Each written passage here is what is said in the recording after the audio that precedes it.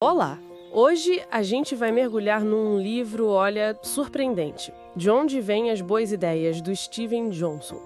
Livro e tanto, realmente. Pois é, e a nossa ideia aqui é tentar contar a essência dele, sabe? Trazer as ideias principais como se fosse uma história mesmo, pra gente entender junto como é que a inovação acontece de verdade. Boa, é um ótimo jeito de ver. Então tá, pra começar. A grande sacada do livro, pelo que eu entendi, é que inovação não é bem aquele estalo, aquele momento eureka que a gente romantiza, né? Exato. É bem menos mágico e mais processual, digamos assim. O Johnson argumenta que segue padrões. Padrões que, olha só, se repetem na natureza, nas cidades, na internet. Na natureza? Como assim? Ele começa com um exemplo ótimo. Os recices de coral. O Darwin ficava intrigado, né? Como é que pode um lugar com tão poucos nutrientes ser tão diverso, tão cheio de vida? Verdade, é um paradoxo. E qual a resposta? A rede. Os corais, assim como as cidades, assim como a web, são redes densas. Ambientes onde as coisas, nutrientes, energia ou, no nosso caso, ideias, são trocadas, conectadas, recombinadas o tempo todo. Ah, faz todo sentido. A inovação como fruto da conexão, não do isolamento. Isso. Raramente é o gênio solitário trancado numa torre. É mais sobre como as ideias circulam e se misturam. E isso leva direto para outra ideia central do livro que eu achei fascinante. O tal do possível adjacente. É isso, né? Precisamente. Pensa assim, cada estado atual das coisas, seja na química antes da vida surgir, seja na tecnologia de hoje, tem um conjunto limitado de próximos passos possíveis. Coisas que estão logo ali, na fronteira do que já existe. Entendi. Não dá para pular etapas gigantescas. Exato, a vida não foi de, aminoácidos direto para um cérebro. Foi explorando o que era possível, o que estava adjacente a cada momento. E o exemplo do YouTube que ele dá é ótimo. Em 95, impossível. Mas aí a banda larga melhorou, as ferramentas da web evoluíram e, de repente... Ele se tornou parte desse possível adjacente. Estava ali, pronto para ser explorado. É um passo a passo. E essa exploração, ela depende muito de como as ideias se conectam. O livro usa uma metáfora interessante, a dos ambientes líquidos. O que seria isso? Ah, isso é chave. Ambientes líquidos são aqueles onde a informação flui mais livremente, sabe? Onde ideias diferentes podem colidir, se encontrar de forma inesperada. Pensa num café cheio de gente conversando, trocando ideias soltas.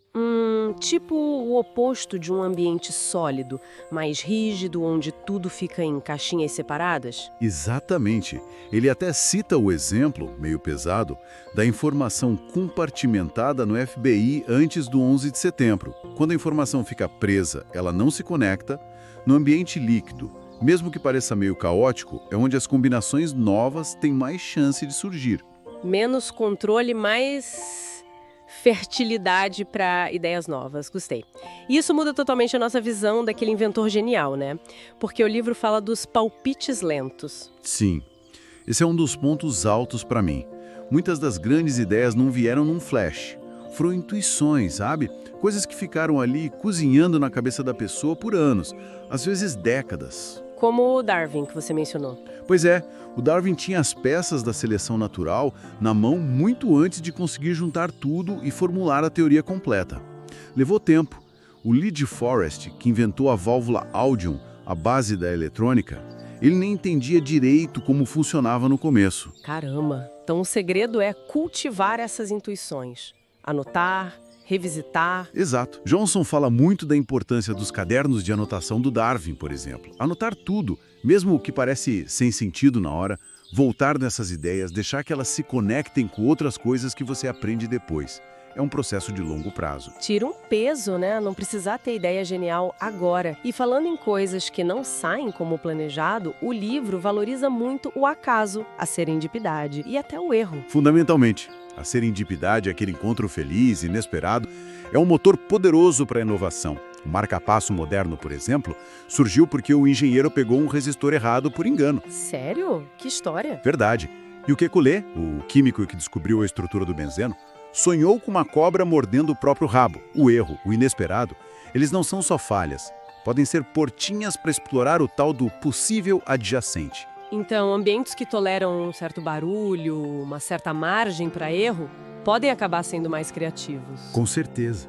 Ambientes muito rígidos, que punem qualquer desvio, acabam matando essas possibilidades. E tem outro conceito ligado a isso, a exaptação. Que nome curioso! É tipo um reaproveitamento? Isso é pegar uma coisa que evoluiu ou foi criada para um propósito e adaptar para outro completamente diferente.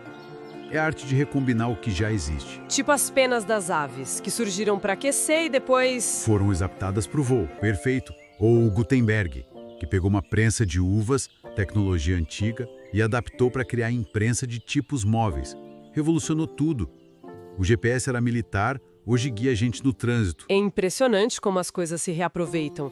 E muitas vezes isso acontece em cima do que o livro chama de plataforma, certo? Sim. Volta, por exemplo, do coral.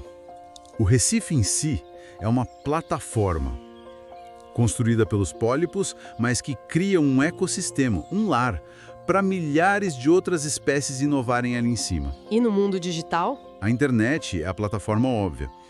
O sistema operacional do seu computador, o Twitter quando abriu a API para os desenvolvedores criarem apps, são bases sobre as quais outras inovações são construídas. E muitas vezes, essas plataformas reciclam coisas. Ideias antigas, código velho, até lixo. Lixo? Ele cita a Caulaeira, uma empresa que se inspirou nos corais para usar CO2, um resíduo industrial, para fazer cimento. É um ciclo. Incrível! E tudo isso, essas ideias de rede, ambiente líquido, serendipidade, plataformas, elas meio que convergem para a ideia final do quarto quadrante, né? Um lugar especial para a inovação. E a proposta dele para descrever um espaço que não é nem só o mercado, com indivíduos e empresas competindo ferozmente, e nem só o Estado ou as grandes hierarquias. E o que seria, então? Seriam essas redes mais abertas. Pensa nas comunidades científicas trocando dados, no software livre, nos cafés do iluminismo onde as ideias fervilhavam. São ambientes onde a informação circula com menos barreiras, menos segredo industrial, menos pressão por lucro imediato. E isso permite mais conexões inesperadas? Exatamente. Mais mistura, mais recombinação. É um espaço fértil justamente por ser mais aberto e conectado. Fascinante. Então, no fim das contas, a história que o livro nos conta é que as boas ideias, elas não brotam do vácuo de mentes isoladas. Elas emergem da conexão. Essa é a essência da mistura, do acaso que produz algo novo, da construção sobre o que já existe, seja no coral, na cidade ou na web. Ambientes que deixam os palpites lentos amadurecerem, que transformam erros em descobertas, que recombinam o velho de forma nova. Exato. A inovação floresce na interação. Isso deixa uma pergunta no ar, né? Se a inovação vem dessas conexões, muitas vezes inesperadas, em que recifes modernos a gente deveria prestar mais atenção? Onde será que estão escondidas as sementes das próximas grandes ideias? Talvez em lugares que a gente nem imagina.